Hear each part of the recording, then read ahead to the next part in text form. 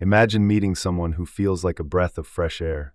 The chemistry is undeniable, the conversations stretch late into the night, and for the first time in a long time, you feel a genuine spark. They are attentive, expressive, and explicitly tell you how much they like you. Then, out of nowhere, the texts slow down. The warmth turns into a polite, distant chill. You analyze every interaction, wondering what went wrong, only to realize the withdrawal didn't happen because they lost interest.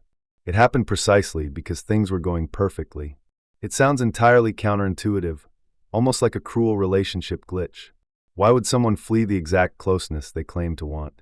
Over the next few minutes, we are going to pull back the curtain on a fascinating, deeply misunderstood psychological phenomenon. We will explore the hidden neurological switches, childhood blueprints, and emotional defense mechanisms that cause people, particularly men, to instinctively retreat right at the moment of peak connection. By the end of this video, you will look at modern romance through a completely different lens, including a massive psychological revelation in our final minutes that changes how we interpret emotional distance forever. To understand why a man pulls away just as he starts falling for you, we have to challenge a foundational myth about human romance. We are taught that love is a linear progression. You meet, you like each other, you get closer, and the bond strengthens. But human psychology rarely operates in a straight line. Instead, deep emotional intimacy triggers a biological response that feels less like comfort and more like an alarm bell. When we begin to care about someone, our brain chemistry shifts. Dopamine and oxytocin flood the system, creating that intoxicating feeling of infatuation. However, for many individuals, this sudden spike in emotional high stakes introduces a secondary, uninvited guest: cortisol, the stress hormone. The mind suddenly realizes that it has something incredibly valuable to lose. Think of it like walking a tightrope. When you're just stepping onto the rope, the height doesn't bother you because you haven't moved very far.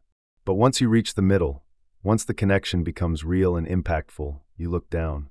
Suddenly, the vulnerability of the position becomes terrifying. For a lot of men, the initial instinct when experiencing this emotional vertigo isn't to hold on tighter. It is to step back onto solid ground, where they feel entirely in control. To truly decode this behavior, we have to look at the invisible blueprints created long before anyone ever enters the dating world. Developmental psychologists often point toward attachment theory, a framework that explains how our earliest bonds with caregivers shape our adult relationships. While it is easy to assume someone who pulls away is just playing games or being emotionally immature, the reality is often rooted in a subconscious survival strategy known as avoidant attachment. An individual with avoidant tendencies grows up believing that relying on others is fundamentally unsafe. They learn early on that expression of deep need leads to rejection or engulfment.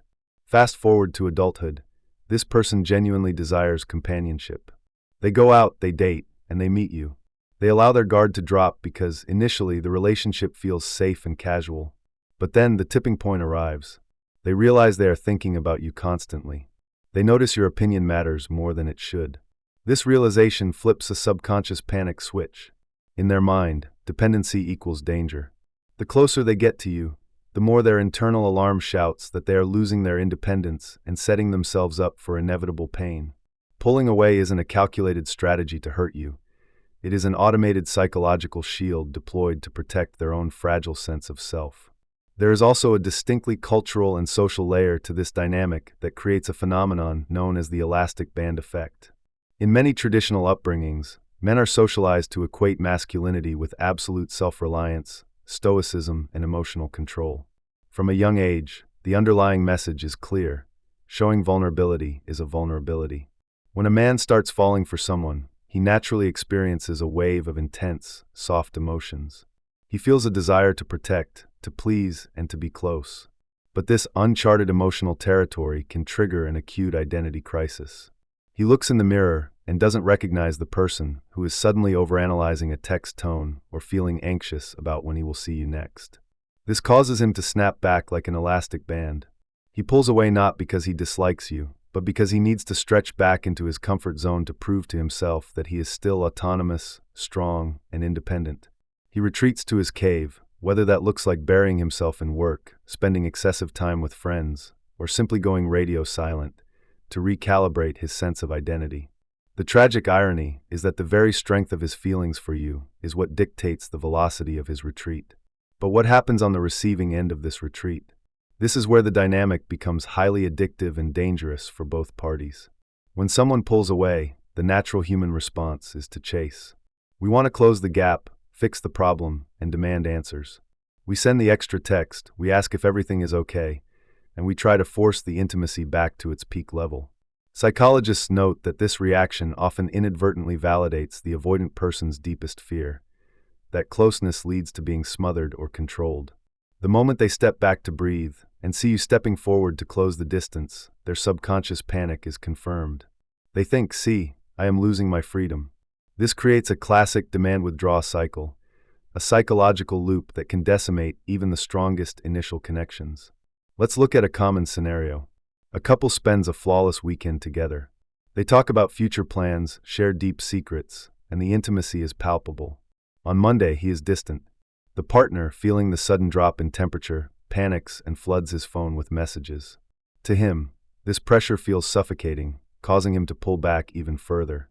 The partner then interprets this as a total loss of interest, experiencing immense pain, while he feels a sense of relief at having re-established his boundaries. It is a dance where nobody wins, driven entirely by unexpressed fears.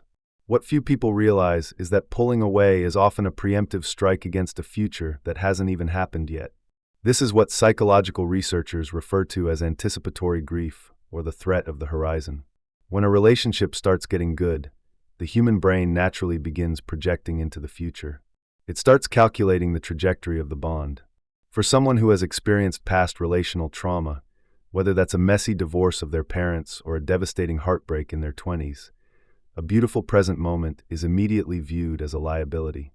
They look at how happy they are with you, and their brain instantly whispers, imagine how much it will hurt when this ends. To protect themselves from that projected devastation, they sabotage the connection while it is still in its infancy. By pulling away now, they maintain control over the narrative.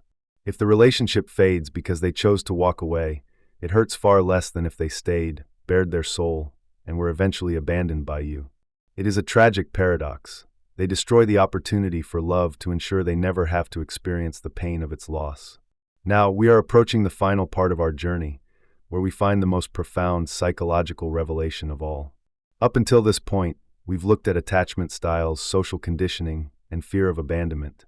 But there is a much deeper, almost sinister trick that the human mind plays on itself during the early stages of love, a concept known as cognitive dissonance regarding self-worth. This is the biggest takeaway, and it completely flips the script on everything you think you know about emotional distance.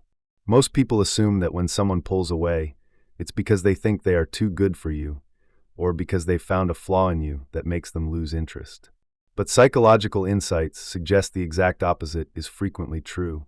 Sometimes a person pulls away because your high value highlights their own deep-seated feelings of inadequacy. When someone truly likes you, they place you on a pedestal. They see your intelligence, your beauty, your kindness, and your emotional maturity. If that person suffers from low subconscious self-esteem, even if they appear highly confident, successful, and charismatic on the outside, a profound psychological conflict occurs. Their internal narrative says, I am fundamentally flawed or unlovable. But their external reality says, this incredible, high-value person loves me and wants to be close to me. These two ideas cannot coexist peacefully in the human psyche. This is cognitive dissonance. To resolve this uncomfortable mental tension, their brain has to choose which narrative to believe. Changing their deep-rooted belief about their own unworthiness is incredibly difficult and requires years of therapy. So the brain takes the easier route. It rejects the external reality. They think, if this amazing person truly knew the real me, they would leave.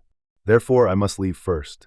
Or, even more subtly, their subconscious mind convinces them that there must be something wrong with you for liking someone like them. They pull away because the closeness forces them to look into a mirror of vulnerability that they are simply not ready to face. So, how do we navigate this complex psychological landscape without losing our minds or our dignity? The answer lies in shifting our perspective entirely away from fixing them and focusing heavily on our own emotional boundaries. When someone pulls away because they start liking you, the most powerful thing you can do is let them go. Not with anger, games, or manipulation, but with a grounded, calm sense of self-worth. Recognize that their distance is a reflection of their internal battle, not a verdict on your value as a partner. By maintaining your space, refusing to chase, and continuing to live a vibrant, independent life, you do two things. First, you give them the space they desperately need to realize that closeness with you is not a trap. Second, and most importantly, you protect your own peace. True intimacy requires two people who are willing to stand in the fire of vulnerability together. If someone chooses to step out of that fire, let them stand in the cold until they are ready to step back in on their own terms. If you found these psychological insights valuable, give this video a thumbs up and subscribe to the channel for more deep dives into the human mind. We want to hear from you. Have you ever experienced someone pulling away just as things were getting serious? How did you handle it? Let us know your story in the comments below.